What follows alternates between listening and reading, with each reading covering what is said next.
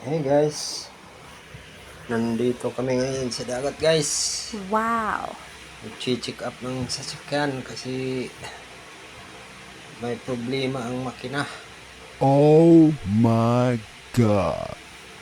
Sana maayos to kaagad ngayon guys para makapang isda tayo.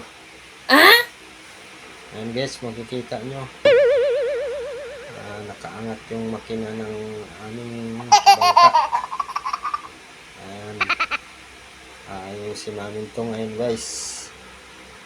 Sana matapos kagad para makahuli tayo ng maraming isda pang ulam. Sana all makadali ng marami guys. Nice. Ayan, nakikita nyo.